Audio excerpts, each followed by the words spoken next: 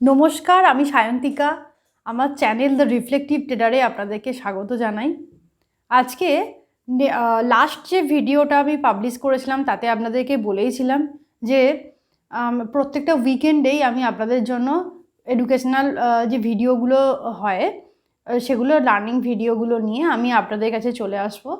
আজকে সেরকমই বলেইছিলাম যে সুইং ট্রেডিংয়ের ওপরে আমি একটা সিরিজ আনতে চলেছি, তারই একটা এপিসোড আমি আপনাদের সাথে শেয়ার করছি আজকে।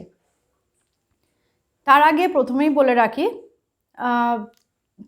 আমি অত্যন্ত কৃতজ্ঞ আমার সমস্ত ভিউয়ার্স এবং সাবস্ক্রাইবার্সদের কাছে, যারা আমাকে মাত্র কদিনের চ্যানেল, আপনারা জানেনই, যারা সাপোর্ট করে আমাকে একটা লেভেলে ধীরে ধীরে নিয়ে যাচ্ছেন, তাদের কাছে আমি চিরকৃতজ্ঞ।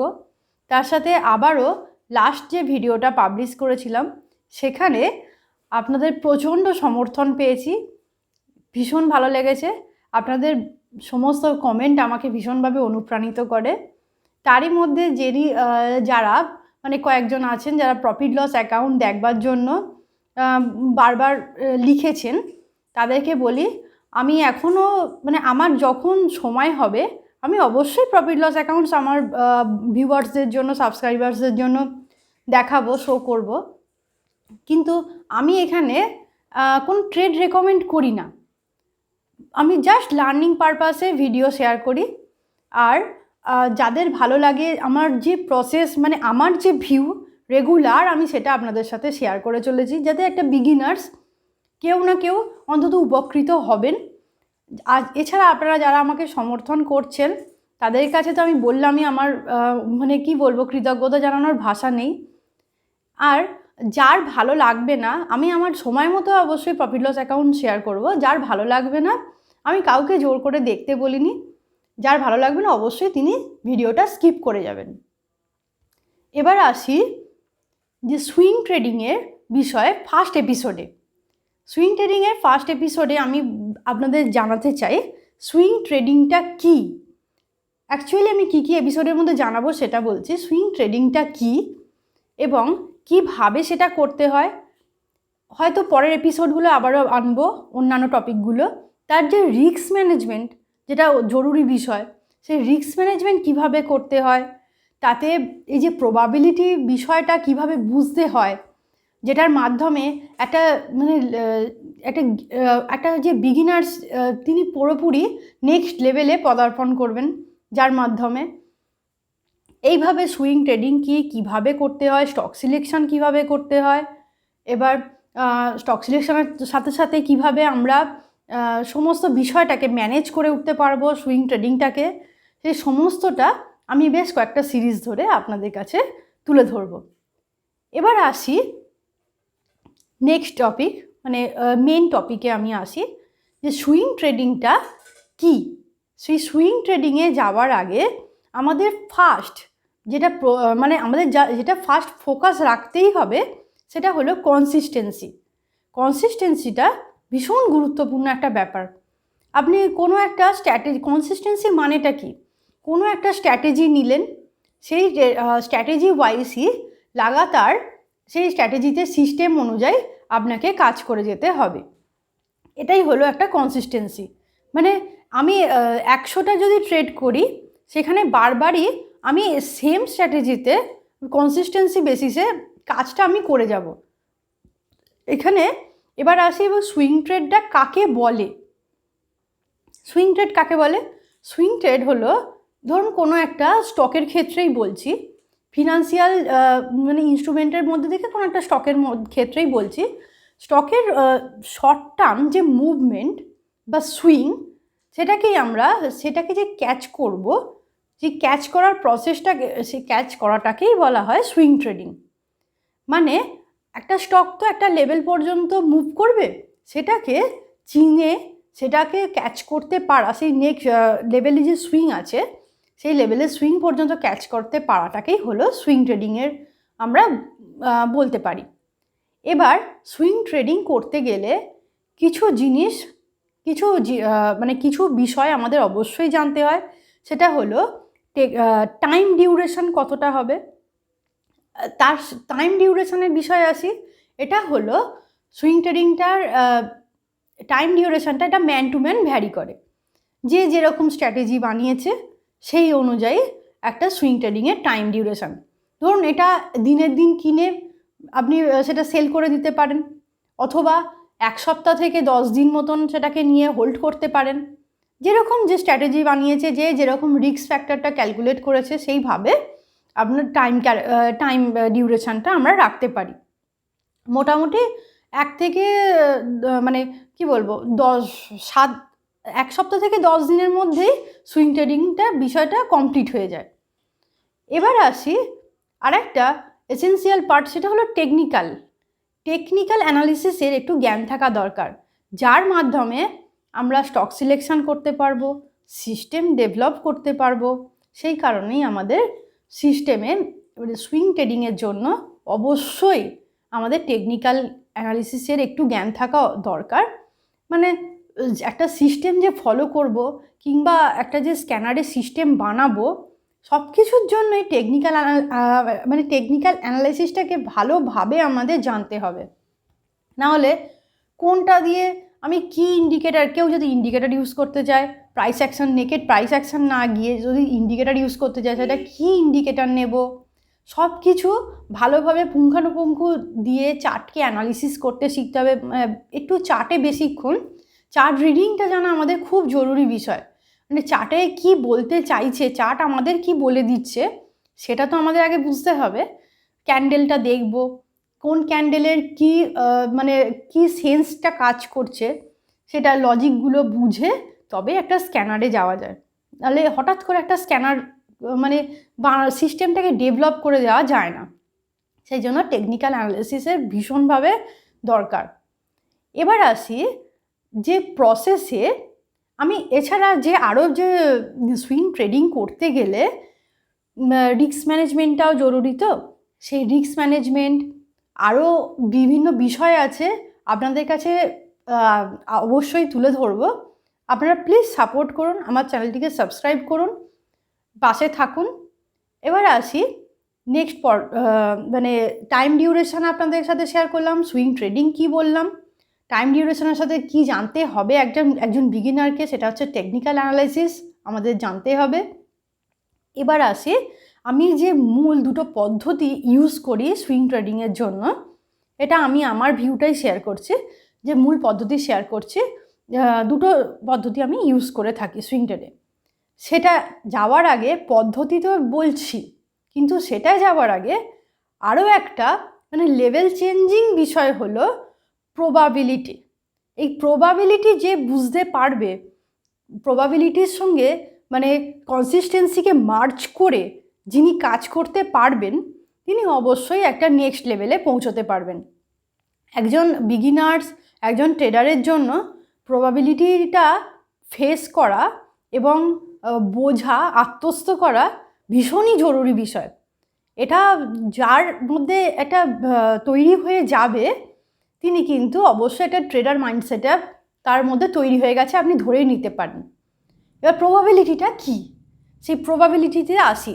তবে পদ্ধতিটা আমি বলছি, একটু ওয়েট করুন, তার আগে প্রবাবিলিটিটা বুঝতে থাকুন। বোঝাতে চাইছি আমি প্রবাবিলিটিটা আপনাদেরকে। এখানে প্রবাবিলিটিটা বুঝতে হলে ফার্স্ট আমি বলি, ধরুন আমরা একটা টস করছি, উদাহরণ দিয়েই বলছি, আমরা টস করছি, হেড পড়লে আমরা জিতব, টেল পড়লে হারবো। এবারে হেড পড়লে আমি পাবো 2 টাকা, টেল পড়লে আমাকে দিতে হবে 1 টাকা। ওকে, এবার ধরুন বারবার টস করছি, ধরুন 10 বার, একটা 10 বারের মতন ইভেন্ট করলাম, তাতে আমাদের মনে হতে পারে যে 5 বার হারবো, 5 বার জিতবো, এরকমটা হতেই পারে। কিন্তু বাস্তবিক পক্ষে দেখা গেল, যখন ইভেন্টটা স্টার্ট হয়ে গেল, আমাদের ট্রেডিংটাই যদি ধরুন স্টার্ট হয়ে গেল, বাস্তবিক পক্ষে দেখা গেল যে হয়তো 2 বার জিতলাম, 8 বার হারলাম, অথবা 8 বার জিতলাম, 2 বার হারলাম, এরকম কিছু একটা হলো। কিন্তু আপনি যদি লার্জ স্কেলে করতে থাকেন ব্যাপারটা, ধরুন 1000 টাইমস করে ফেললেন, তখন দেখলেন এটা 50-50 চান্সে চলে এলো। 50%, ধরুন 490 বার আপনি জিতলেন, 510 বার মতন আমি হারলাম। ওকে, এইরকমটা একটা রেজাল্টে এলো। মানে লার্জ স্কেলে প্রবাবিলিটি যতটা কাজ করতে পারে, সেই জন্য অল্প সময়ের মধ্যে কিছু একটা টেস্ট করে কাজে বসে গেলাম, সেটা ঠিক পদ্ধতি নয়। এই লার্জ স্কেলে কোনো কিছু প্র্যাকটিস করতে হলে আমাকে অবশ্যই ব্যাক টেস্ট করতে হবে, তার সঙ্গে ফ্রন্ট টেস্ট যদি করতে হয় সেক্ষেত্রে আমাকে সেম সিস্টেমে কনসিস্টেন্সি বেসিসে সেটাতে ফোকাস থেকে 100 থেকে 150টা ট্রেড আমাকে কন্টিনিউয়াস সেম প্রসেসে যে পদ্ধতি অবলম্বন করবে, যে স্ট্র্যাটেজি অবলম্বন করবে, সেইটাতে 100টার মতন কি 150টার মতন ট্রেড নিয়ে প্রুভ করতে হবে। তাহলেই বোঝা যাবে সেই স্ট্র্যাটেজিটার মানে আউটকামসটা কি হতে পারে। তারপরে আমরা সেই স্ট্র্যাটেজিতে পুরোপুরিভাবে মানে মাইন্ডসেট করে নিয়ে টাকাটা দিতে পারি, মানে সেইটাতে আমরা কাজ করতে পারি।